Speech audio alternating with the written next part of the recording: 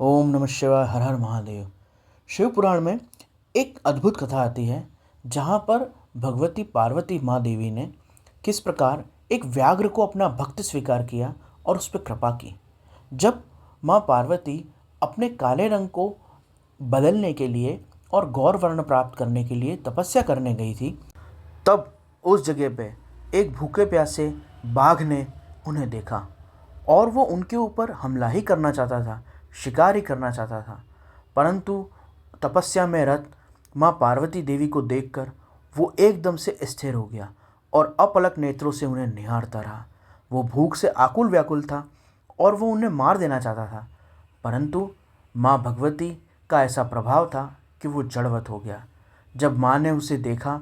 तो वो एक टक निगाह से उन्हें देख रहा था और भूख से व्याकुल था, परंतु गहरी तपस्या में लगी हुई देवी ने जब उसे देखा तो अपनी कृपा से उसके संपूर्ण पूर्व पापों और कर्मों को भस्मसात कर दिया। इतना क्रूर जीव होने के बाद भी उसके आवरण, विक्षेप, मल आदि सभी दोष दूर हो गए और उसने माँ भवानी के वास्तविक तत्व स्वरूप को अनुभव कर लिया। ऐसा जीव जो क्रूर है और पशु है, उसके बावजूद भी उसकी आत्मा माँ की कृपा से पूरी तरह शुद्ध हो गई और उसने उस कृपा के द्वारा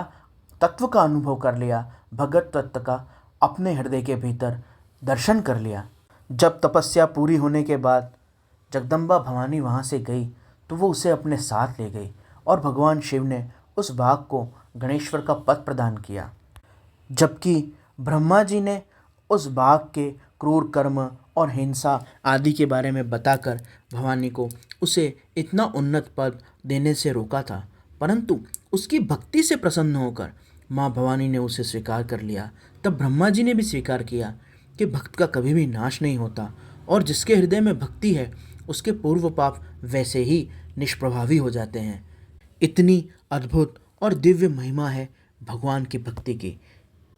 और उसमें भी विशेष रूप से जगदम्बा भवानी की भक्ति की तो महिमा अपरंपार है, क्योंकि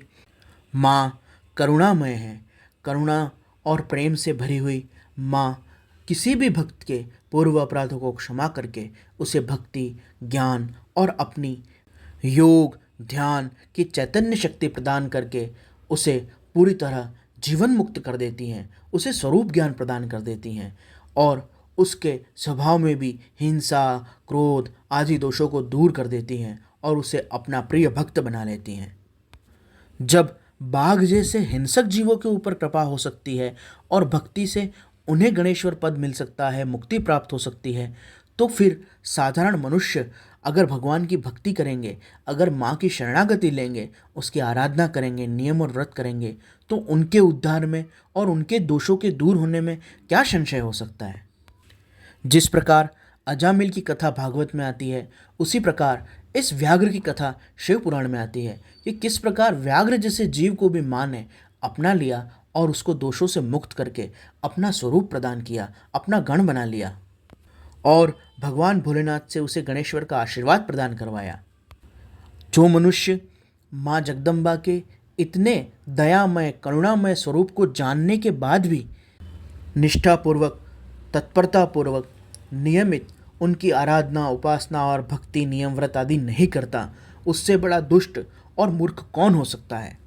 मनुष्य जन्म रूपी इस अनमोल अवसर को प्राप्त करने के बाद मनुष्य को चाहिए कि वो पूरी श्रद्धा, निष्ठा, तत्परता से माँ भवानी की भक्ति, उपासना, योग, ध्यान और नियमों का पूरी तरह दृढ़ता से, तत्परता से पालन करे, अभ्यास करे और जीते जी माँ के स्वरूप को, माँ के तत्व को अपने जीवन में, अपने खुद के हृदय में अनुभव करके और जीवन मुक्त हो जाए। साक्षात जीते जी मुक्ति का और योग का और भगवत तत्व का, माँ भवानी का अनुभव करके और परम सुखी हो जाए।